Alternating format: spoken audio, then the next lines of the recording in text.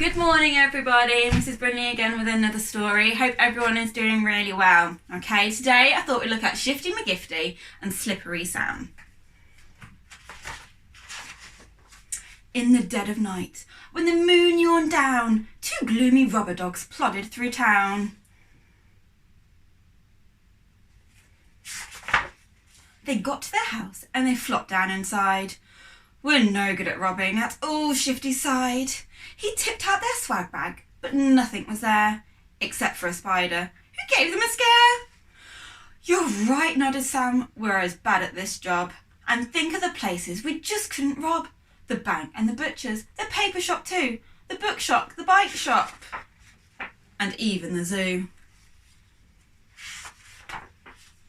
Hey, we should rob somewhere less tricky, Sam cried. Like where, muttered Shifty. Where haven't we tried? Our neighbours, yelled Sam, with a whoop and a shout. But hang on, groaned Shifty, they never go out. He paced up and down. We'll invite them to tea. A party, he sniggered. Oh, clever old me. And then when the neighbours are here having fun, we'll sneak to the houses and rob everyone.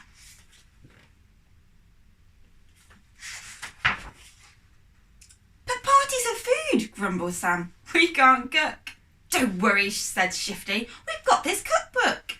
They started with donuts, and to their surprise, they turned out just right. So they cooked some fruit pies. Now cupcakes, cried Shifty, and let's ice them too. I never knew baking was fun. Sam, did you?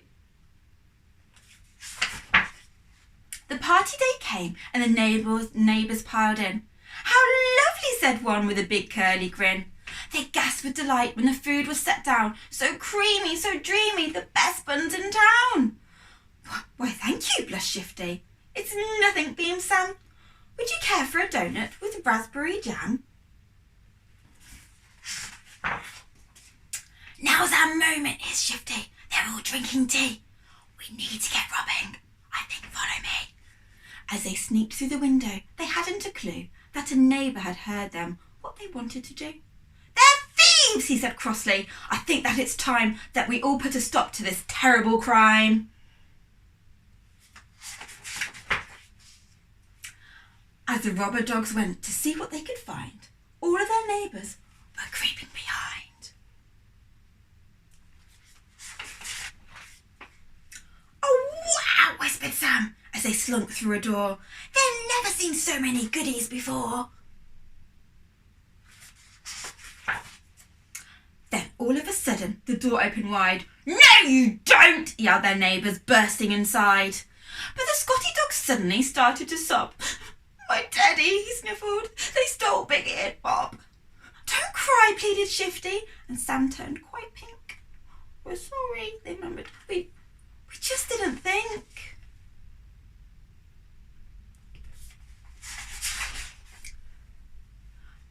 We see now that robbing makes everyone sad. But we still need a job.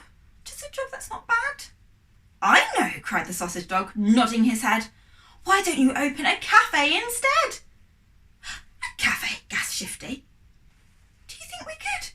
Oh, yes, cried the others. You'd be really good. So, the very next week on the town's busy street, their new cafe opened, all shiny and neat. It had white polished tables and chairs with pink hearts, and it served yummy cupcakes and little jam tarts. Oh wow, Sam grinned Shifty. Just look at the queue. All our neighbours are waiting, and other dogs too. Sam peered from the window and fluffed up his hat. No more robbing, he nodded. We're all done with that.